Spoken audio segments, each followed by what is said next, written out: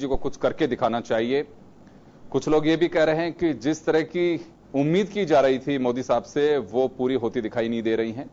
एक मजबूत प्रधानमंत्री है, मजबूत बहुमत है, लेकिन बावजूद इसके अगर कश्मीर में आतंकवादी सिर उठाए, सीमाओं पे जवान सुरक्षित नहीं रहे, नक्सली हमले उसी तरह से बढ़ते रहे, तो ये कहना बहुत मुश्किल होगा कि मोदी साहब को जिस उम्मीद के साथ में हमने दिन रात एक करके जिताया था, वो काफी हद तक अभी हमें नागवार गुजरते नजर आते हैं, क्योंकि 2 साल का वक्त उनके पास में अब कुछ करके दिखाने का वक्त है। और महज यही कहना है कि पिछली सरकार की फाइलें झाड़ रही हैं, वो फाइलें तो जनता झाड़ चुकी है। अब मोदी साहब को कुछ करके दिखाना चाहिए ताकि एक मैसेज जा सके।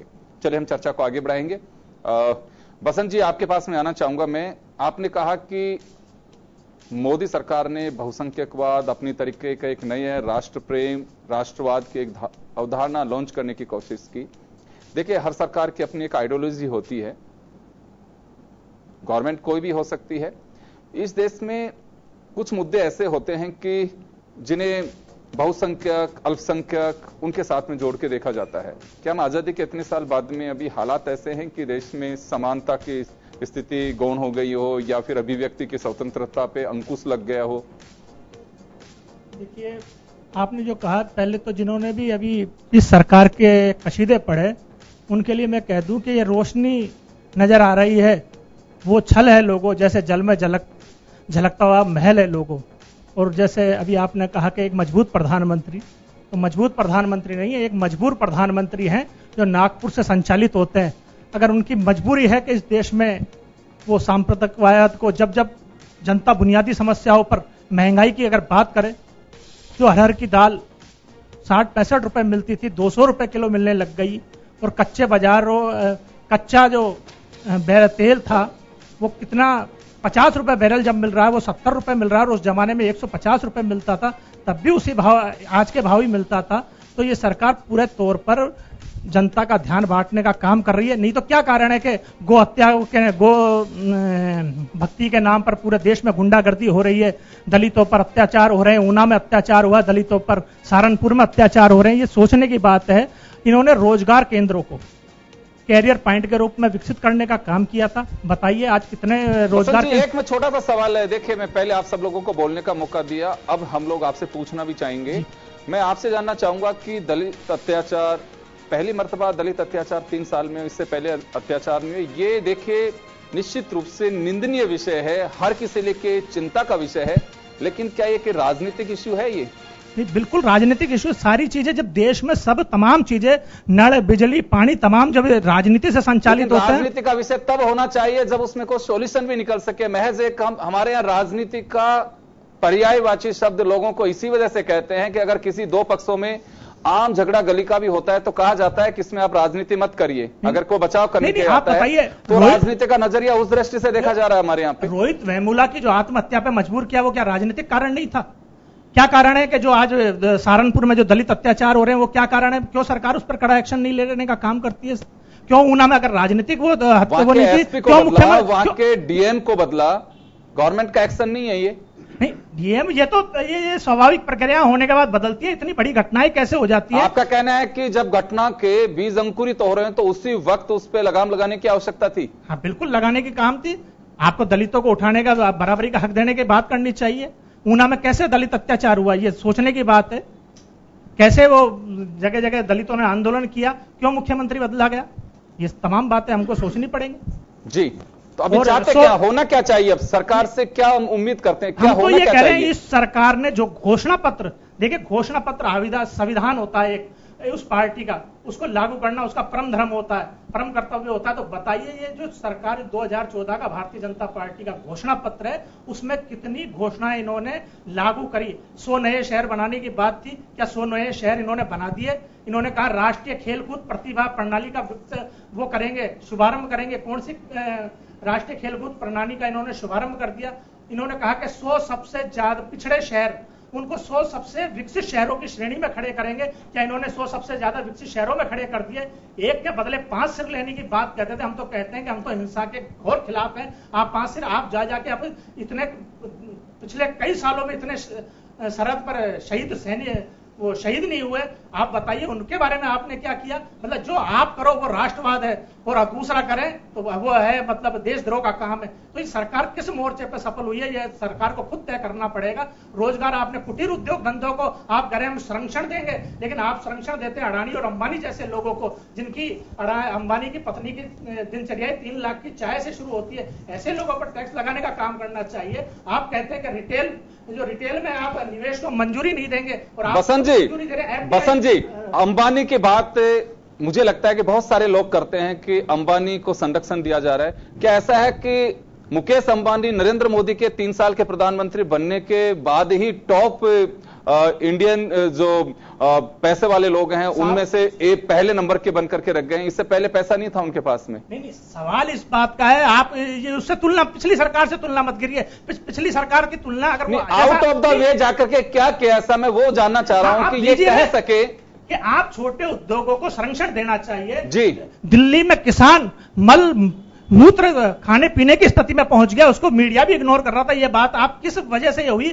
देश का किसान आत्महत्या कर रहा है, और आत्महत्या इसलिए कर रहा है कि उसके ऊपर 1.5 या 2 लाख रुपए का कर्जा है, और वो 1.5-2 लाख का कर्जा भी उसने कोई अय्याशी के लिए नहीं लिया। उसने वो कर्जा भी सिर्फ खेती किसानी के लिए लिया, और खेती किसानी में उसको उपज का दाम पूरा नहीं मिल पाया, इसलिए वो आत्महत्या कर रहा है। इन किसानों के लिए आप चलिए मैं आगे बढ़ना चाहूँ, लौटूंगा आपके पास में। मैं कृष्ण कुमार जी आपसे मैं जानना चाहूंगा कि चलिए कमियां बहुत सारी निकाली जा सकती हैं, जिन उम्मीदों के साथ में 60% यूथ हमारे यहां पे 19 से 45 साल तक के 18 से 45 साल के उम्र के हैं, एक उम्मीदों का सैलाब जो वोट में तब्दील हुआ, किस तरह की चर्चाएं हैं लोगों के बीच में? क्या चाहते क्या है मोदी सरकार से कि अब ये होना चाहिए? देखिए एक्सपेक्टेशन तो डेफिनेटली है यूथ की, क्योंकि यूथ जो होती है वो हमेशा फ्यूचर बेस्ड थिंकिंग होती है उनकी। बट मैं इसमें ये कहना चाहूंगा, बीइंग ए स्पोर्ट्समैन और बीइंग ए अपने यहाँ का देश का नागरिक हूं, तो मैं ये कहना चाहूंगा कि किसी भी नई चीज को शेप लेने में थोड़ा टाइम लगता है। आई थिंक मोदी सरकार को भी थोड़ा सा टाइम देना चाहिए। डेफिनेटली जैसा अभी यहाँ जो डिस्कशन हुआ उसमें बोला कि 3 साल is a very big period, but मैं ये कहूंगा कि उन्होंने एटलीस्ट उन्होंने ये डेयर किया, उन्होंने नई नई चीजें लाने की कोशिश करी, तो I think there is something in him, और वो आगे देश के लिए बेटर ही होगा। देखिए कृष्ण कुमार साहब, हम सब लोग जानते हैं संविधान के दायरे में 5 साल का वक्त किसी भी लोकतांत्रिक सरकार के लिए भारत में समय मुकर्रर किया गया है। अगर उसका टेन्योर रिपीट होता है तो उसके लिए बोनस अपॉर्चुनिटी है, वो जनता पे डिपेंड करती है कि देती है कि नहीं देती है। लेकिन किसी भी सरकार को अपना एजेंडा, लॉन्ग टर्म योजनाएं बहुत सारी हो सकती हैं कि जो 50 साल में पूरी होंगी, 30 साल में होंगी कि 20 साल में होंगी। आज हम जिस चीज को धरातल पे लेके आ रहे हैं, कल आने वाली सरकारें उसे पूरा करेंगे, वो देश की पॉलिसी से जुड़ी हुई होती हैं। लेकिन कुछ ऐसी चीजों को एक टाइम पीरियड के तहत बांध के रखना चाहिए कि जो आप वादा करके जनता के बीच जा रहे हैं, मुझे लगता है कि उनको सॉर्ट आउट पहले करना चाहिए, सरकार चाहे किसी की भी हो, ताकि बताया जा सके कि देखिए ये है। और आज हम जम्मू कश्मीर की सुरंग की बात है जिसका जिक्र सुशील शर्मा साहब कर रहे थे, इन लोगों ने उसका शिलान्यास किया। एक्चुअली जब मोदी साहब की सरकार आई तो उन्होंने उसका शुभारंभ किया। ऐसे नहीं कर सकते कि चलिए अब सरकार चली गई तो बस उसके एक कुछ लगा करके बैरियर उसको बंद कर देंगे, ये संभव नहीं है। कुछ योजनाएं ऐसी होती हैं कि वो 10 साल में पूरी होती हैं, कई साल भी लग सकते हैं। लेकिन कुछ आप मानते हैं इस बात को कि कुछ ऐसी प्लानिंग गवर्नमेंट की होनी चाहिए जो मैनिफेस्टो में आप लोग उन्हें स्थापित करने की कोशिश करते हैं वो तो पूरी हो। डेफिनेटली ये तो होता ही है कि अगर कोई वो योजना बोलते हैं, उनका अगर डेडलॉक है, उसका टाइम है कुछ, तो वो डेफिनेटली पूरी नहीं चाहिए। बट मैं अगेन यही कहना चाहूंगा कि it's a very big country, बहुत बड़ी कंट्री है, और इसमें कई चीजें हैं, उसमें थोड़ा टाइम लगता है। और एज ए स्पोर्ट्समैन मेरे को ये लगता है कि उन्होंने डेफिनेटली कोशिश की है, समय देना चाहिए। और अभी अगर आप देखें 3 साल के बाद अभी भी जो मैं फॉलो करता हूं ज्यादा, मैं लेकिन ये उम्मीद करते हैं कि जो चीजें 5 साल में पूरी होनी चाहिए। नहीं, डेफिनेटली देखिए, जो हर नेता यही चाहता है कि वो जो अपनी योजनाएं बताता है वो पूरी करने की कोशिश करता है। लेकिन मैं ये कहना चाहूंगा कि उनको थोड़ा टाइम देना चाहिए। और उन्होंने जो अभी कोशिश की है कि मैं अपने बचपन से लेकर अभी तक, और मेरी फैमिली, अगर मैं आपको बताऊं, all of them are Congress, और मैंने भी अभी इस इलेक्शंस में कांग्रेस को ही वोट किया है। बट एज ए मैं नागरिक, जो मैंने देखा अभी जो चेंजेस देखे, आई थिंक मैंने अपने 45 ईयर्स में ऐसे चेंजेस नहीं देखे हैं। चलिए शिप्रा जी, आपके पास में आना चाहूंगा कि आप बिल्कुल पब्लिक के बीच रहते हैं, आप खुद भी एम्प्लॉयमेंट जनरेट करने का काम भी कर रही हैं। किस तरह की उम्मीद करते हैं आप सरकार से कि रिमेनिंग जो पीरियड है उनका, उसमें ये काम होना चाहिए? देखिए सर, मेरा ये पर्सनली मानना है, और मैं जैसे मैं ट्रेनिंग में हूँ, स्किल बिल्डिंग में हूँ, तो एक पियोन से लेके एक वाइस प्रेसिडेंट तक को हम लोग ट्रेनिंग्स वगैरह देते हैं, तो लोगों के दिल दिमाग में क्या चल रहा है वो बहुत अलग अलग तरीके से वो लोग एक्सप्रेस करते हैं। तो एक चीज मैंने नोटिस करी है, काम अच्छा हो रहा है, बहुत अच्छी अच्छी योजनाएं भी हैं। एक राइट ऑफ एक्सप्रेशन जो होता है ना, मैंने लोगों में वो डर देखा है, स्पेशली जो स्टूडेंट्स हैं, जो यूथ है, वो मैंने आजकल ये देखा है कि उन लोगों को डर लगने लगा है कि कुछ एक कट्टरपंथी यहाँ पे लोगों ने फील करी है इस वाले नए दौर में, कि हम कुछ बोल दें, हम कुछ ट्विटर पे लिख दें या कुछ फेसबुक पे लिख दें, तो किसी भी तरह से या तो वो उसको देशद्रोह का नाम दे दिया जाता है, या वो एक जिसे कहना चाहिए कि कम्युनलिज्म का नाम चला जाता है। तो वो एक राइट ऑफ एक्सप्रेशन जो है वो थोड़ा थोड़ा करके सप्रेस होने लगा है। दूसरी बात यह है सर कि मैं अगेन उनसे करना चाहूंगी कि सबसे बड़ा एजेंडा जो प्रधानमंत्री जी का है और इस देश का भी है, जो आने वाले 20 साल में हमारा भविष्य निर्धारित करेगा, वो है हमारा यूथ। कि अगर हम देखें तो हमारे पास आज सबसे बड़ी पावर यह है कि विश्व का सबसे ज्यादा यूथ आज इंडिया में है। अगर इनको भविष्य नहीं दिया गया, इनको अच्छी ट्रेनिंग्स नहीं दी गई, और ये सब इंटरलिंक्ड है, अगर आप अच्छी इंडस्ट्रीज, जैसे कि नोटबंदी के बाद बहुत से छोटे जो उद्योग हैं वो बंद होने लगे, या फिर जो ट्रांजैक्शंस उन्होंने कंट्रोल कर दिए हैं कि 2 लाख के ऊपर आपको पैन कार्ड देना पड़ेगा, इन सब की वजह से क्या हो गया कि बहुत रोजगार कम हुए हैं, और फिर कुछ जो अनस्किल्ड लेबर है उनके मन में फ्रस्ट्रेशंस भी आई हैं। तो मेरा ये मानना है कि मोदी जी का, सरकार का इस तरफ ध्यान जाना चाहिए कि जो एक यूथ है उसकी जो एनर्जी है उसको पॉजिटिविटी की तरफ चैनलाइज करें। अदरवाइज बहुत ज्यादा जैसे क्राइम्स बढ़ जाते हैं, अनरेस्ट बढ़ जाता है, फिर वो पॉलिटिकल इन्वॉल्व होकर के गलत काम करने लगते हैं। तो इस चीज के ऊपर उनको ध्यान देना चाहिए। और जो स्मॉल एंटरप्राइजेज हैं, MSMEs हैं, सर मैं कहना चाहूंगी 40% ऑफ द जो आपका रेवेन्यू जनरेशन है और ऑलमोस्ट 50% जो आपका एम्प्लॉयमेंट जनरेशन है वो MSMEs देते हैं। फिर भी मैंने देखा है कि इस सरकार ने कुछ खास नहीं नीतियां बनाई है MSMEs के लिए। तो आपकी जो स्मॉल इंडस्ट्रीज हैं उनकी तरफ अगर आप ध्यान देंगे तो रेवेन्यू जनरेशन भी होगा, प्लस आपका एम्प्लॉयमेंट जनरेशन भी होगा। तो ये मेरी पर्सनली ये मानना है कि इन 2 इश्यूज पे सरकार को थोड़ा ध्यान देना चाहिए, बिकॉज ये बहुत इंटरलिंक्ड है और बहुत सी प्रॉब्लम्स को ये सॉल्व भी करेंगे। चलिए कौशल जी, आपके पास में आना चाहूंगा, एक व्यापारी हैं आप, सरकार से किस तरह की उम्मीद करते हैं आप कि अब ये होना चाहिए? तो ऐसा है, लोकतांत्रिक देश है, अमेरिका भी लोकतांत्रिक है, लेकिन यहाँ पे जैसे आप कोई कचरा फेंक दे या कोई छूट दे तो कुछ है, कोई बोलने वाला नहीं, कोई चोरी चकारी हो। और अब समय आ गया है कड़े नियम करने का। वो गवर्नमेंट ये बहुत सारे कानून ऐसे ला रही हैं जिससे कि कड़े नियम आ रहे हैं, और ये बहुत बढ़िया भी है और ये जरूरी भी है हिंदुस्तान के लिए। लेकिन ये है कि ये सब चीज के लिए तैयारी हो, पूरा होमवर्क हो, उसमें काम हो, डिटेलिंग हो, और फिर ये इम्प्लीमेंटेशन हो। नहीं, आपने स्वच्छ भारत अभियान की बात करें, सरकार इस पर तो बहुत काम कर रही है। सरकार का दावा है कि उज्ज्वला योजना, स्वच्छ भारत अभियान, जनधन योजना, नोटबंदी, ये वो योजनाएं हैं जिसमें ये कहें कि बड़ी जो उपलब्धियां हैं उनमें से एक है ये भी। नहीं, डेफिनेटली अच्छा काम किया है, लेकिन इसमें और भी कड़े नियम की जरूरत है। आज भी कचरा आप देखेंगे तो जगह जगह फैला हुआ मिल जाता है। तो स्वच्छता अभियान जो हम बोल रहे हैं, लेकिन वो इम्प्लीमेंट हो नहीं पा रहा जब तक कि कड़े उसमें सजा नहीं हो, सजा का प्रावधान नहीं हो कुछ। अभी जैसे मैं ऑटोमोबाइल डीलर हूँ, और इसमें हमारा जो हेलमेट के अभी नियम लाए थे सरकार, और उसके अंतर्गत ये कहा कि जो भी है डीलर फ्री में हेलमेट बांटे दो। अब कहाँ व्यापार एक जो हम चला रहे हैं। कौशल जी, एक छोटा सा सवाल है मेरा आपसे, एक इंस्पेक्टर राज की बात अक्सर की जाती है, उसकी क्या पोजीशन है अभी? नहीं, उसमें तो बहुत इम्प्रूवमेंट है, और सरकार से मैं बहुत आशा भी है, क्योंकि यहाँ भी राज्य में इनकी सरकार है, फुल मेजोरिटी में, और भारत सरकार भी फुल जी अच्छे वोट। तो अभी बहुत उसमें चेंजेस अच्छे देखने को मिला है कि अब जो ब्यूरोक्रेट्स हैं वो ऐसे नहीं रहे कि पहले इंस्पेक्टर राज जो होता था, वो तो उसमें तो बहुत चेंजेस है, नो डाउट। चलिए श्रेया जी, आपके पास में आना चाहूंगा मैं, और जानना चाहूंगा कि अब उम्मीद क्या है सरकार से कि अब ये जो बचा हुआ कार्यकाल है उसमें काश इस तरह से कुछ हो। कुछ साल पहले जब एंटी करप्शन मूवमेंट चालू हुआ अन्ना हजारे जी के टाइम पे, तब पूरा देश जैसे सड़क पे आ गया था।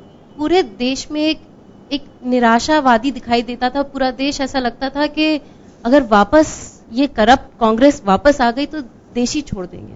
ऐसी हालत हो गई थी कि इस देश का कुछ हो ही नहीं सकता। आप बिल्कुल गलत बोल रहे हैं, डायरेक्ट एलिगेशन इस तरह नहीं लगा सकते हैं। ऐसा यूथ को लगता था। एक साल में हुए।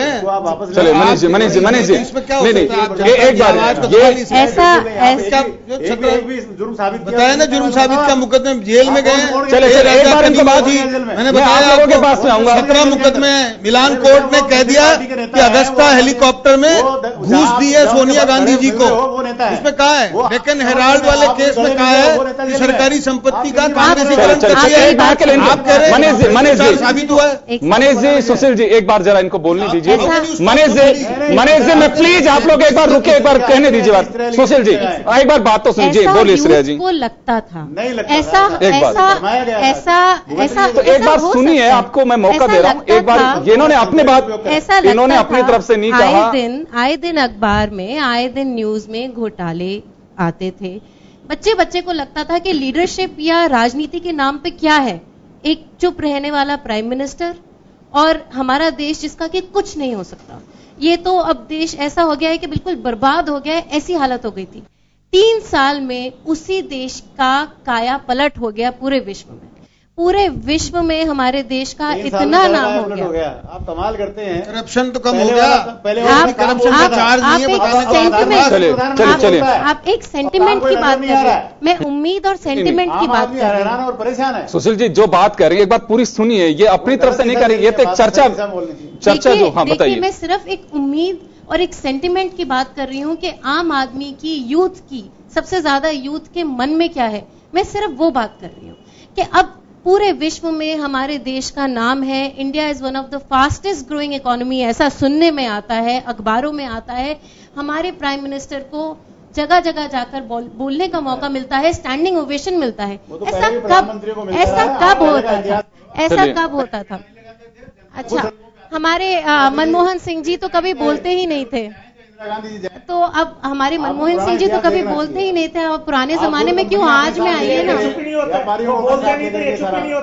तो चुप क्यों होए? अपने मन की बात तो करें ना। मनमोहन सिंह जी को बाकी कभी ऐसे अमेरिका में जाते हुए भारतीय को बीच में कभी नहीं।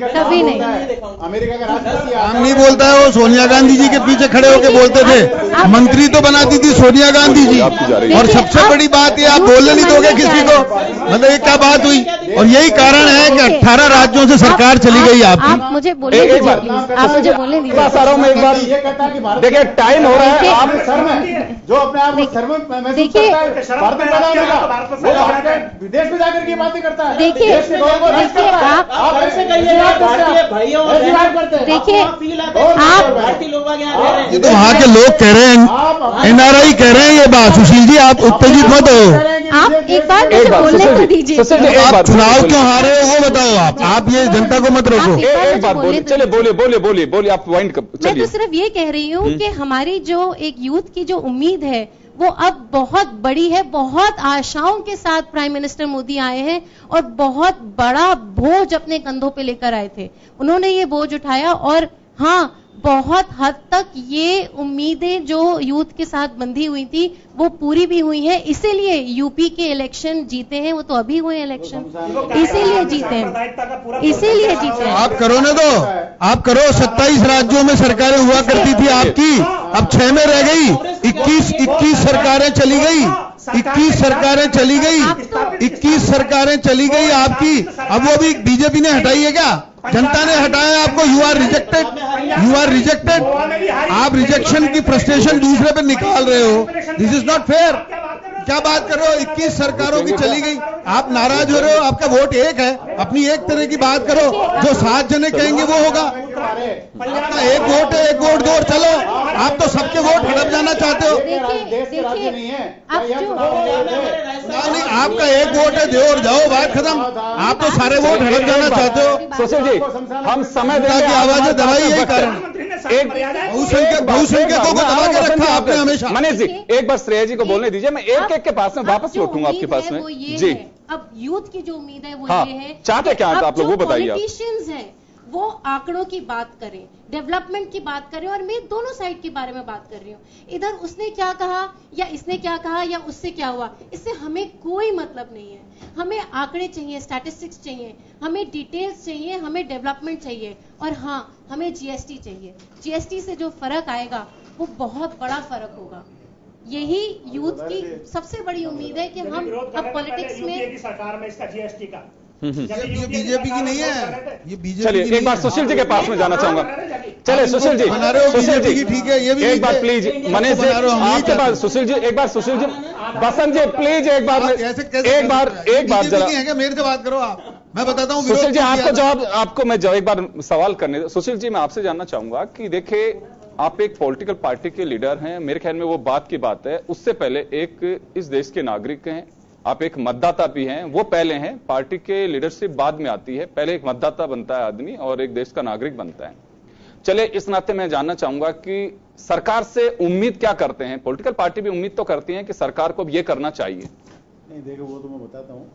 एक सवाल आपने किया था कि अंबानी अडानी को फायदा सीधा क्या दिया। आप देखिए जो बाजार आधारित जो तेल का जो तय किया वो अडानी अंबानी को फायदा देने के लिए किया।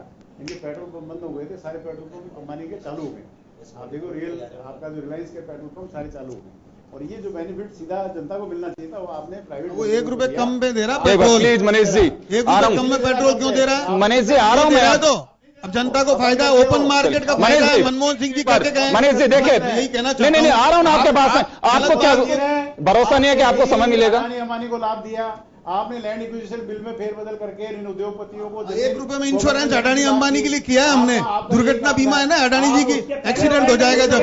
कमाल कर रहे हो आप फसल बीमा के नाम पे कांग्रेसियों ने जो पैसे खाए हैं वो पता नहीं आपको? जब हरियाणा में 17% प्रीमियम कम कर दी, जब कुछ नहीं, अरे करना पड़ेगा वो तो कर लेंगे बिल्कुल। हमने तो, आप तो इसलिए जुड़े हुए हो कि कांग्रेस मुक्त भारत बना दिया है और हालत ये है कि पंचायत समिति तक पूछ नहीं रहा कोई कांग्रेस पार्टी को। उसके बाद फ्रस्ट्रेशन को ऐसे निकाल रहे हैं, तथ्यों को बदल रहे हैं। चलिए एक बार सुशील जी मेरे को तो आप ये बता दीजिए कि उम्मीद क्या करते हैं? चलिए एक तो उम्मीद आपने बता दी कि जैसे अटल जी की सरकार गई थी वैसे जाएगी। प्लीज देखिए आप अगर बीच में ऐसे बोलेंगे, नहीं आप 2 मिनट चुप नहीं रहेंगे, आपको सुनना पड़ेगा। क्यों सरकार में बैठे आप लोग सुनेंगे? क्यों आप इनका आरोप लगाने का नहीं? आप जनरल पब्लिक के साथ प्लीज आप साइलेंट रहिए, आपको वक्त दूंगा मैं। नहीं ऐसे नहीं बोल सकते, आपके गुणगान गाते हैं, आप सुनने के मत नहीं रखते। इनका काम है बोलेंगे, आप सुनिए एक बार पहले, मैं आपके पास में आ रहा हूं। चलिए आप बताइए, मैं आपसे जानना चाह रहा हूं। हाँ, विपक्ष की जिम्मेदारी हमारी है। 11 करोड़ लोगों ने कांग्रेस को वोट दिया है, ये नहीं भूलना चाहिए। 11 करोड़ लोगों ने विपरीत परिस्थिति में भी हमें विश्वास व्यक्त किया है और हमारी जिम्मेदारी है कि जनता की पीड़ाओं को हम उठाएं।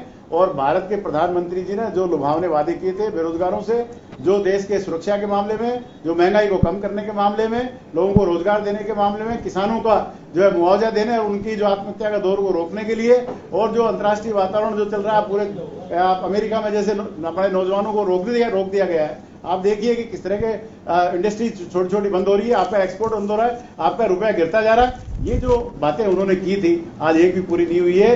इनको पूरा करना चाहिए। जो वादे इन्होंने किए, जो घोषणा पत्र इन्होंने किया, उसको इंप्लीमेंट करना चाहिए। 2.5 करोड़ लोगों को सालाना सरकारी नौकरियां देने की बात की थी, आपने नौकरियां बैन लगा रखा है। नौकरियां खोलें और देश के नौजवानों को रोजगार के अवसर पैदा करें प्राइवेट के साथ साथ। हाँ। और जो महंगाई पे आज तक नियंत्रण नहीं हुआ है, किसानों को जो है मूल्य नहीं मिल रहा, इसलिए आत्महत्या कर रहे हैं। आपने एक्सपोर्ट जो था 57% कमी आई है आत्महत्या में, 57% कमी आई है। 15 साल आपको देना चाहूंगा। 2.5 लाख लोगों ने, किसानों ने आत्महत्या की। महाराष्ट्र में कांग्रेस पार्टी की सरकार थी, अभी 170 किसान हुए।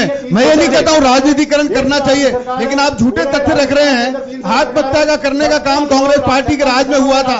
अब आप कह रहे हो आपने जमीनें बिकवा दी, आपने बांट डाले, आपसे मैं जवाब चाह रहा हूं। हरियाणा और दिल्ली में आपसे मैं जवाब चाह रहा हूं। मैं आपसे एक जवाब चाहता हूं। मैं ना मैं बीजेपी की हूं ना कांग्रेस की हूं, पर फर्क सिर्फ इतना दिखाई दे रहा है कि ये आंकड़ों में बात कर रहे हैं और आप इल्जामों में, सिर्फ इतना ही फर्क दिखाई दे रहा है। अगर आपके पास आंकड़े हैं, प्रूफ है, तो आप मैं क्या कर रहा हूँ? 56% कम हुए किसानों की आत्महत्या।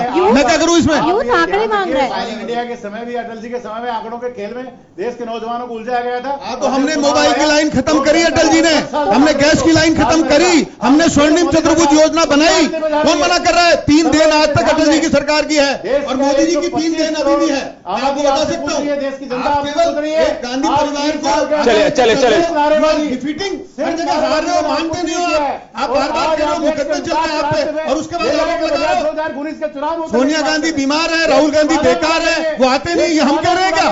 ये तो देश की जनता कह रही है, आपके पास लीडर नहीं है, और उसके बाद ये हारते हो चुनाव, आरोप बीजेपी पे लगाते हो, कहते हैं हम राम मंदिर की बात कर रहे हैं। चाहूंगा, समय नहीं है, मैं यहाँ रोकना चाहूंगा, मैं अब आपको माफ नहीं करेंगे। चले मैं रोकना चाहूंगा, आप दोनों के जवाब भी आ चुके हैं और आप सब लोग हमारे साथ में जुड़े। मैं आप लोगों के श्रेया जी, मैं माफी चाहूंगा, समय हो चुका है, हम आप सब लोगों को रोकना चाहेंगे। मिलीजुली प्रतिक्रिया आ रही है कि सरकार काम कर रही है, कुछ लोगों का मानना है कि इससे मॉनिटरिंग की आवश्यकता है, जो सिस्टम फॉलो किया जा रहा है वो सफिशिएंट नहीं है, उसमें आवश्यकता इस बात की है कि जो नियम कायदे हैं वो धरातल की हकीकत के साथ में जरूर उसका आकलन होना चाहिए। और बात आंकड़ों की है, आंकड़े बहुत सारे हैं, समय का अभाव है, हम बहुत सारी चीजों पे चर्चा करेंगे, जो 3 दिन की हमारी डिबेट रहेगी उसमें अलग अलग सेक्टर पे जाएंगे। लेकिन शिप्रा जी ने जो कहा ये बात सही है कि एमएसएमई वर्तमान सरकार को उस पर गौर फरमाना चाहिए, और मुझे लगता है कि बड़े एम्प्लॉयर के रूप में वो साबित हो सकता है, जिसका अभी अभाव है। मेक इन इंडिया हो, चाहे डिजिटल इंडिया हो या स्किल इंडिया हो, सबसे बड़ा जो उपभोग स्किल का हो सकता है वो भी वही हो सकता है, जिसमें लगता है कि सरकार 3 साल में जो कदम उठानी चाहिए वो कदम अभी नहीं उठा पाई है। चलिए, बहुत बहुत शुक्रिया आप सभी का, और खास खबर बस इतना ही, दीजिए इजाजत, नमस्कार। नरेंद्र दामोदर दास मोदी ईश्वर की शपथ लेता हूं कि